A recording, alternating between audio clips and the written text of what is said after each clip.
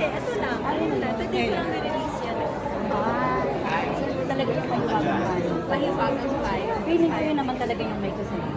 Yung payo talaga yung May ako are you wearing din? I'm wearing a kaya. Thank you so much, babe. What's your ano pala? Inspiration ko sa... No, I like to run my piece. So, initially, when I saw this dress, I fell in love with it. I like the silhouette. It's a bit of like, thing on the hair. Aileen, can you post me?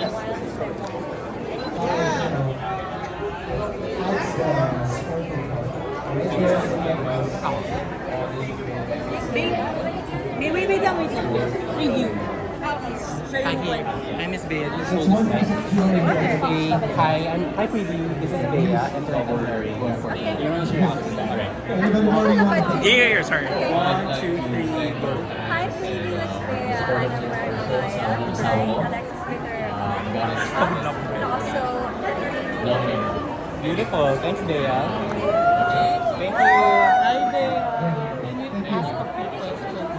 sure, Ayan. So, can you tell us about your look for tonight? Sorry? Can you tell us about your look for tonight? Oh, I'm wearing a kaya tonight. Just the usual and also Alexis Peter. Ayan. So, pa-intense na nangyayari sa those who are. Kumusta yung reaction so far? Grabe, very overwhelming. Of course, the ratings say so. I'm also very happy about the reactions on social media. Thank you, to everyone who shares, also posts, shares their reviews also. And their theories about the show, nababasa namin. We are very grateful. Ano nagsasabi na kakulong Bea daw yung napapanood nila ngayon? Ano nagsasabi mo? Well, I've always wanted to do a murder mystery drama, and I found the opportunity to do it. Gusto ko pasalamat siya sa GMA for picking me as Sam Castillo or Sam Castillo Palacios because nai-enjoy ko talaga yung character. Ano pang abangan natin kayo kaya aside from Widow's War? I'll be doing movies after Widow's War, but I can't tell you yet what they are. But eventually, I'm gonna tell you. So, may one question, what do you look forward to the most every time you attend GMA Gala? Should I use this? Yeah. Okay.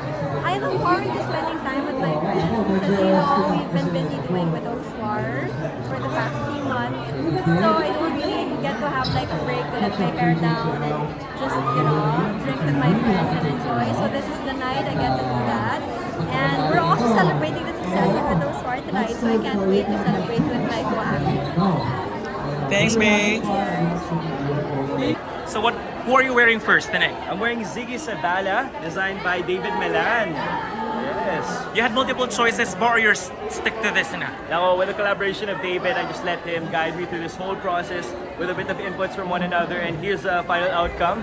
I'm wearing a white suit. Usually I wear the classic look with the modern, so we want to do old Hollywood style. But since my sparkle ang team natin, with this stole, with the beaded fringe, just add sparkle, and of course my jewelry from Tiffany & Co. What is your reaction when they say that you're actually one of GMA's, parang the future bankable stars? Wow, it's an honor, it's a pleasure, and I'm just so grateful. I always just thank God for all the blessings I'm given, and when I'm given the opportunities, I just try my best to prove the position, to prove them that I'm given the position. Is this your first or second GMA Gala? It's my third. You're the third, okay. Yes. What are you looking forward to the most every time you go to the gala? Well, spending more time with GMA actors and broad directors and all of that, just to see them and have a good time with the people I work with and currently working with is already a good time for me. Last question pala, bakit sobrang aesthetic ng Instagram ni Michael Sager? Ay, Even yung story sobrang Talaga ba artsy. aesthetic ba? Yeah, parang may mini-maintain na certain standards eh. Ako gusto ko lang malinis eh. It comes with life. I like things organized. Just a me thing. So siguro sa Instagram, I like to keep it proper. Just how my image is. Enjoy, Michael! Yes. Maybe na po. Anyway, David, again, can you describe us who are you wearing tonight? I am wearing a suit designed by Ibarra Cerón and styled by David Milan. We got the inspiration from the 1940s to pay tribute to Pulang Araw, my character Hiroshi. Sa teleserye, I always wear mga coats na loose and the pants that are loose also. Okay. So, meron ka pa bang ibang pinagpilian o talagang ito na yung nasa vision mo before you come here? Honestly, I just told David na I want to represent I want to represent Pulang araw. Pulang araw. Okay, go ahead. What can we expect from David? So, bilang I'd say a different David kasi just David. I think So, yeah, last year kasi I went for next year with my artist for masterpiece. And then 2 years ago, during the start of Gala, it was all about silver and champagne. So this year, I decided to be a year. That's why I got the Roeland's piece. I am wearing Victor Manila. So we actually talk about complementing what Ryan Luzon of Plaza and styled by Ivor Julian. I'm wearing my Forteza. Ah, napatikim siya yung story mo ngayon sa wow, yun. Where do you know? Name ka actually ka po Hirap eh, everyone, super excited kami na makasama yung lahat. Definitely my brother, Vincent siya. Yeah. Wala eh, kasi anytime, yes. Speaking of work, I'm doing well. Ready pa din yung Yes. Ang ganda ng role ni Kai and panibagong story naman nakaabangan nila. So happy kami na na-extend yung show para sa mga kapuso natin. making grabe talaga. Oo nga eh, maraming salamat talaga. Speaking of concert, you're doing concerts. Talaga Julie instead. Super excited. What are you looking forward to the ball? Just to meet everyone and talk to everyone, and just it's my first ball, and It's your first GMA gala. yeah, it's my first time here, and I'm great to be with friends. Who are you wearing tonight pa? Rod, and it's pretty nice, and hopefully, hopefully I can hang out with everyone here. Okay. Thank you. Congrats. He made a gown for Katy Perry. And then he made this gown for me because parehas kami na inspiration talaga is iba't ibang mga characters. So sabi ko sa kanya, I wanted to do something na I haven't worn before. And then describe your perfect day. So my perfect day would be a day where I get to play games. That is the perfect day for me. If you were to get stuck in a Bruce, just one question. What are you expecting to happen tonight, or you're looking forward to tonight? I'm looking forward to have fun. I'm looking forward to communicate with all my friends, to build connections. Basta tonight is gonna be a fun night, maybe a little drinks, maybe more food. But I'm excited to just go out there and have the best time of our lives. Kasi GMA Gala it's a really important night for everyone here. So, How are you preparing for November, which was just announced a week ago? oh yeah, binalik na. Kasi parang ilang years na walang ganun Yes. So I'm very pressured, Yeah. to be honest, because it's an arena that, di ba nag-perform dun sila Bruno Mars? Yes, everyone. almost all the international acts. So it's gonna be a bunch of people there, and yun, naka-brief na ako. Yeah. So to be honest, I'm nervous, but I know I have months to prepare, and hopefully, the Yeah. best happens. Just one last question. Kasi sabi nila daw 19 years old ka pa, di Yeah. ba? But what made you go all the way to wearing an underwear for a campaign? To be honest, I never expected myself to wear underwear in a campaign. But since I've been working out a lot and nakita ng GMA and I have the potential to become an endorser, I'm grateful kasi binigyan ako ng opportunity na ganun. And I couldn't say no. I can't say no to GMA Sparkle. But it's something that you're used to na hindi na bago sa'yo yung mag-underwear during photo shoots. I got a little used to it. I still have to get used to it kasi last time was my first time.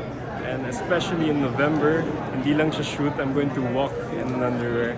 So, I have to get used to it. Yeah. Sige, one last here question. Yeah. May pasabog ka ba sa November in mind or wala pa? Pinagpaplanuhan niyo, pasabog ka ba? Kasi most of the endorsers would always come up with, something. Oh yeah, I have another shoot coming up and isa pang pasabog yan. I don't know the exact details of paano yung style or theme ng shoot namin, pero pasabog na naman yan. It's sexier than the first? Yeah. Wow, Yeah. okay. It's gonna be. Thanks, Bruce. Thank you. Where do I look? Ayan. Food and anywhere. Who are you wearing? Wow. Oh, now my designer Bang Pineda, and it's styled by Sir Ton Lau. So as you can see, it's very Bang Pineda. See here, Bang. Yeah. It's really, when you see it, you know it's Bang. Yeah, it's really thankful. Exactly. Is this your first time working here? This is my second time. Last year din. My second time last year. Ano yung parang preparation mo with your look right now? Actually, may naisip kami na last year, I was very fit. It was really a suit. And now dahil ang mga posts ko lagi, bench body. Congrats with that. Thank you.